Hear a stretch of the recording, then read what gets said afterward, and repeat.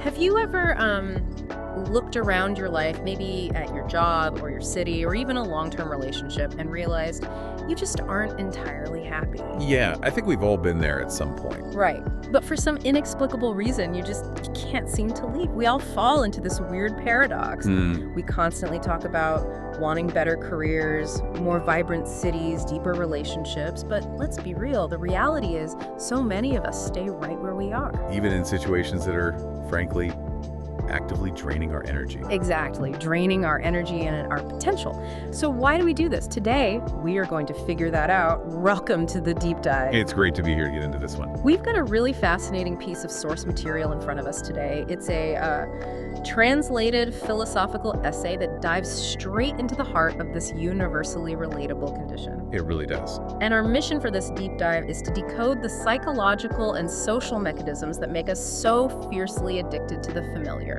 Yeah, we're going to figure out if you and I are actually making active choices in our daily lives, or if we are just kind of coasting on pure, unchecked inertia. Which is a heavy thought, right? It is a profound question to start with.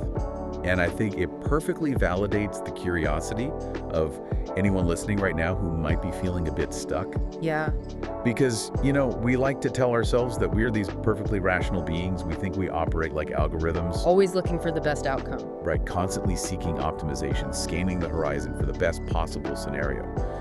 But what this essay so brilliantly points out is that our brains, and by extension our societies, are not actually wired for optimization at all. They're really not. No, they're wired to trap us in what feels normal. The familiar has this strange, almost magnetic power over us. It totally overrides our conscious desires for a better life. Exactly. Okay, let's unpack this because the essay starts with the biology and psychology of it all. It doesn't just treat this as a philosophical failing. Right, it roots it in our physical wiring. Yeah, the core premise here is incredibly direct. The brain loves the familiar because it requires less energy. It's fascinating. It is. It's just a strict energy equation. Precisely. If we look at the mechanics of this, it comes down to cognitive load and how our neural pathways actually function. When you repeat an action, an environment, or a routine, your brain literally wraps those specific neural pathways in a substance called myelin. Myelin, right? Yeah. This myelination acts like insulation on a copper wire. It makes the electrical signals travel faster and crucially making them burn fewer calories. Wow. So this drive for the familiar isn't just some psychological quirk. It is a hardwired biological mandate. Your brain's primary objective is just to conserve energy for survival. Right. Processing new information, calculating new risks, mapping new environments, that requires a massive caloric and cognitive output. And the author uses this incredibly simple but perfect analogy to illustrate that cognitive load.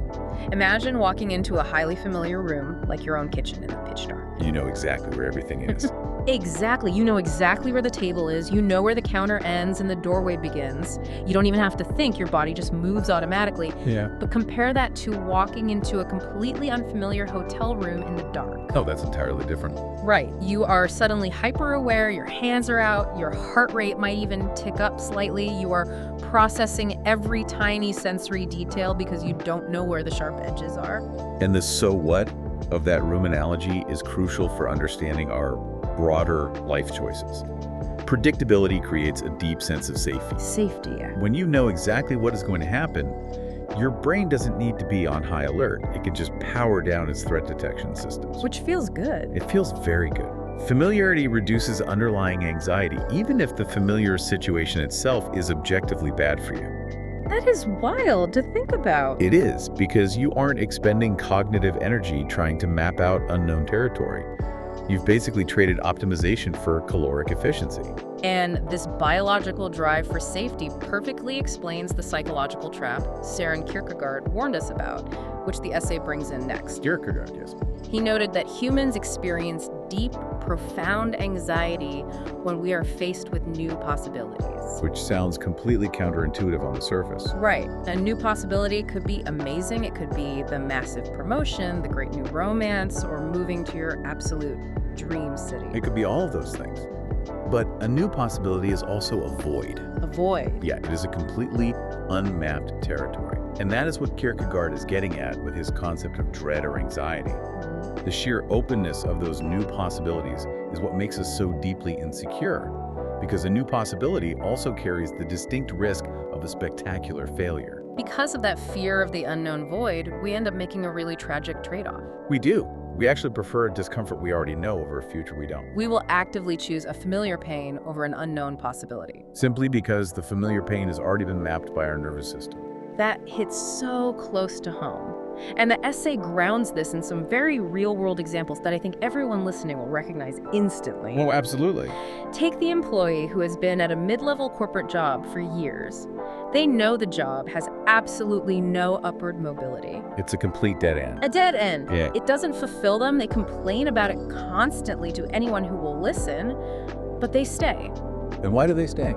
Because they know exactly how the office ecosystem works. They know which colleagues are allies. They know exactly how to avoid the difficult manager. They know the rhythm of their Tuesday. Yes, they know what their Tuesday looks like. The idea of updating their resume, interviewing, starting over somewhere new, that brings up way more acute anxiety than just suffering through the mundane job they already know how to survive. What's fascinating here is that we see the exact same dynamic with where people choose to live. Oh, the small town example. Right. The author brings up the example of someone living in a small town. The opportunities might be severely limited. They might explicitly know they are outgrowing the place, both intellectually and socially. But the geography of the town is mapped in their mind. The streets are familiar. The streets, the restaurants, the social hierarchy, it's comfortably known. The thought of packing up, moving to a completely new, bustling city, and having to figure out everything from where to buy groceries to how to make new friends. It just makes them hesitate. Exactly. They cling to a familiar limitation because they possess the exact instruction manual for how to navigate it. Here's where it gets really interesting, though. The essay doesn't just stop at our individual brains and our personal myelinated pathways. It scales up. It shifts the focus outward to the macro level. It points out that it is not just our individual psychology that craves the familiar.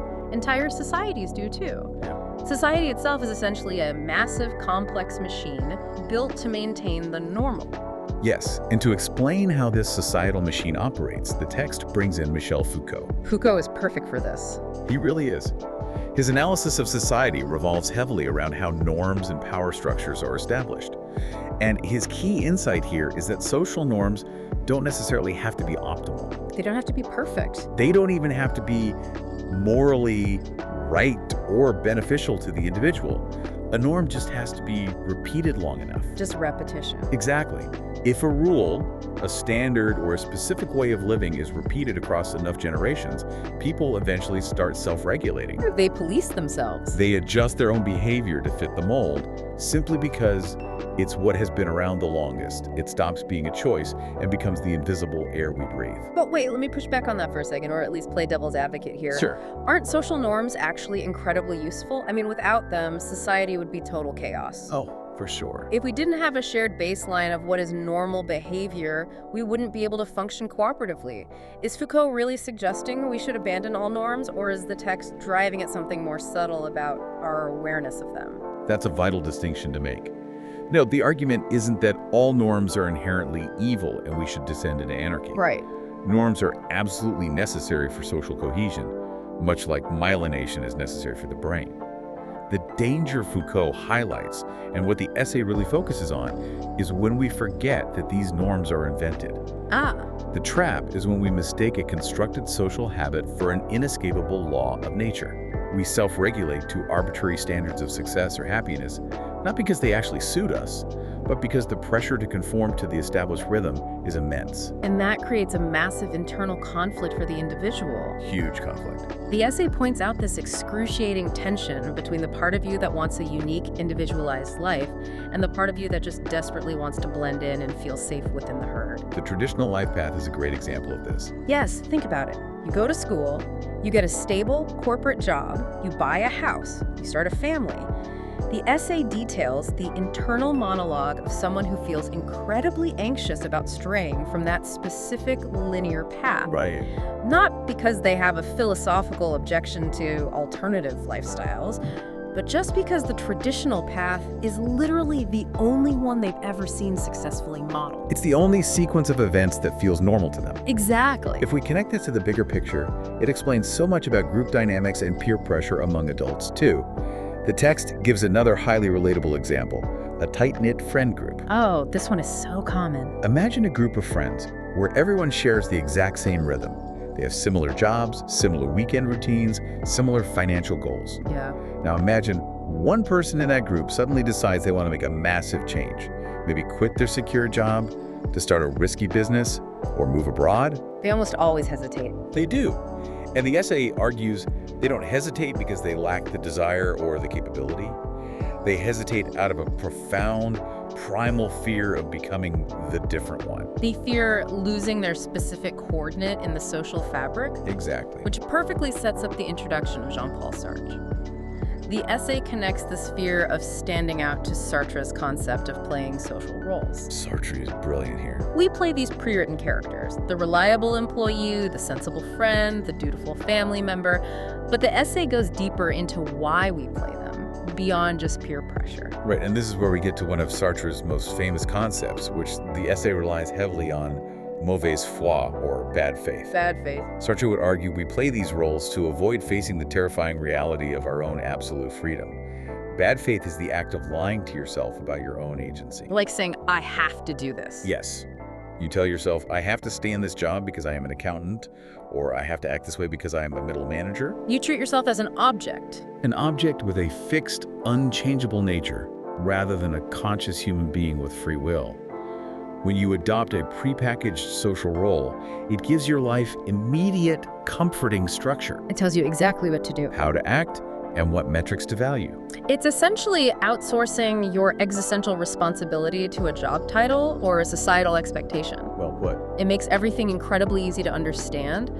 But the profound danger, as the text highlights, is that getting so comfortable in that role, leaning so heavily on that bad faith, makes us completely forget to ask the most important question. Which is this the life I actually want? Exactly. You become so consumed with being a good waiter or a good accountant that you forget you are a free individual who chose to put on that uniform this morning. And who could just as easily choose to take it off tomorrow. Precisely. That realization is the perfect segue into what the essay calls the existential drop. The drop. Yeah. I want to ask you, the listener, a direct question based on this section of the text. Have you ever looked at your life, maybe while you were doing something incredibly mundane, like washing the dishes or staring out the window on your daily commute? Just a normal day. Completely normal day. And suddenly you felt a profound sense of detachment, asking yourself, when did I start living like this? It's a haunting question. Yeah. And what the author notes is that this realization usually doesn't happen when things collapse. Right. It's not during a crisis. It rarely happens during a massive crisis or a tragedy. Yeah. It happens in a quiet, undisturbed moment when the machinery of your routine briefly pauses. And you realize you've been on a set trajectory for far too long. You realize your life has become a seamless series of automatic, repeated actions. Camus's concept of the absurd really applies here, and the essay leans into his description of this exact phenomenon. Camus talks about the moment the stage sets collapse. The moment a person suddenly wakes up to the repetitive, almost mechanical rhythm of their daily life. Wake up, commute, work 4 hours, eat, work 4 hours, commute, sleep. Monday, Tuesday, Wednesday. It's a loop. A total loop. And in that moment of waking up, a massive, unignorable question drops on them. What am I living for? It's the stark moment you realize the chasm between living by deliberate choice and living by pure inertia. And living by inertia is so incredibly common because it requires zero activation energy.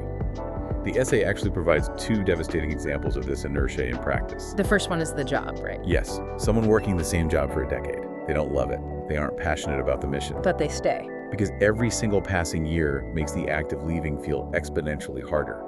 The job has become their defining normal. Yeah, the inertia of 10 years of accumulated habits, 401k matches, familiar faces, it's a phenomenally heavy weight to push against. It's easier to just let the rock keep rolling down the same hill. The second example is even heavier and honestly a bit difficult to read. It is. It's about staying in a long-term, completely cold relationship. There's no dramatic betrayal, there's no toxicity or violence, but there's absolutely no real connection, intimacy, or warmth left either. Just emptiness. Right.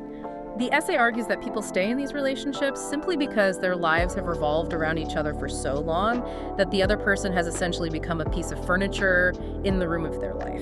Their presence is just a fixed fact of the environment. Exactly. They don't stay out of deep love or shared purpose. They stay entirely out of habit.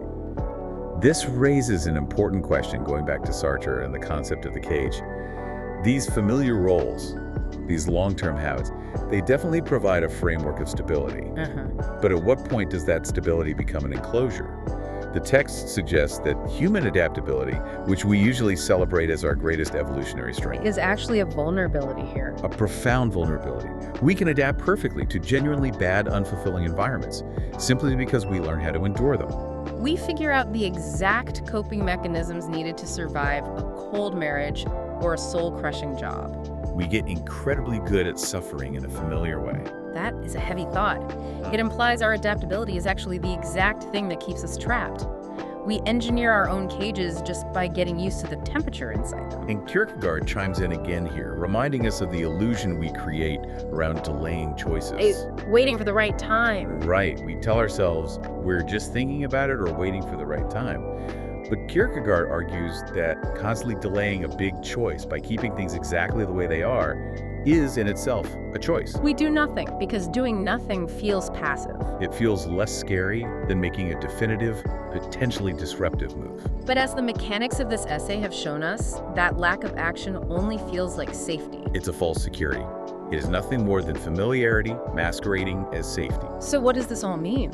That's the big question. The final section of the essay really guides us through the anatomy of this conflict. When you finally have that quiet moment of the existential drop, when you look around and realize a lifestyle, a career path, or a relationship is completely exhausting your spirit, why do you still hesitate to change it? Is it really the fear of failure? Or is it just the pure biological fear of the unfamiliar? The text argues that change is fundamentally a violent disruption of your rhythm. It destroys those myelinated pathways we talked about. It shatters your sense of normal. And forces your brain to burn maximum energy to navigate the new landscape. And this brings us back to Sartre's point about the terror of freedom. True freedom always comes with profound anxiety. Always. Why? Because when you break out of the familiar, when you step off the predetermined path and drop the bad faith, you suddenly have to take full, absolute responsibility for your choices. There is no social norm to hide behind anymore. There's no familiar routine or job title to blame if things go wrong. You are entirely on your own. That is the crux of it. We banter around the word safety all the time in our culture. We tell people to make the safe choice. But humans dangerously confuse safety with familiarity. Yes. A dead-end job that slowly erodes your self-esteem isn't safe. A cold relationship that starves you of connection isn't safe. They are just familiar. They are mapped territory. Camus warns us that we can live in our habits for so long, going through the motions of that mechanical rhythm, that we completely forget we possess the power to choose otherwise. We fall asleep at the wheel of our own lives. We really do. It's a profound sleep, induced by the soothing comfort of knowing exactly what tomorrow will look like, even if you know tomorrow is going to be miserable. Wow. The ultimate illusion of the cage we build for ourselves is that the door is actually wide open. It has always been open. But we refuse to walk through it simply because we don't recognize the landscape outside. The outside requires energy. The inside requires none. This has been such a dense, revealing, deep dive. Let's bring all these incredible philosophical and biological sources together for a final summary. Good idea. Because I really want the mechanics of this to stick with you, the listener. We've explored the neuroscience of energy conservation, Foucault's invisible social norms, Camus' terrifying wake-up calls, and Kierkegaard's anxiety of the void. We covered a lot of ground. We did. But it all really boils down to Sartre's ultimate uncomfortable truth from the text. Not changing is a choice. Yes. Choosing to stay exactly where you are, in the job you've outgrown, in the town that limits you, in the relationship that has gone cold, that is an active decision you are making every single morning. You are responsible for your life, even if you are just coasting on inertia. That is undeniably the most challenging takeaway from this material. Inertia feels like a passive state of being, but allowing it to carry you is an active choice to remain asleep. Absolutely. And I want to leave you with a final thought to mull over on your own today. something that builds on this entire discussion about our biological drive for the familiar. Lay it on us. If our brain's primary hardwired goal is to conserve energy by obsessively seeking the known, what happens when we intentionally rebel against our own biology? Ooh, I like that. What happens if we start introducing controlled chaos into our routines? Can we actually neuroplastically train our brains to become addicted to the unfamiliar? That's a great question. Imagine the kind of life you could build if you learn to interpret the anxiety of the unknown not as a signal to retreat, but as the exact compass heading you need to follow. That is a brilliant paradigm shift. Rewiring the brain to crave the void. Thank you so much for joining us on this deep dive into the mechanics of the mind, the gravity of the familiar, and the terrifying, beautiful burden of choice. We wish you the absolute best of luck as you go out there today and aggressively reevaluate what you call normal. Catch you next time.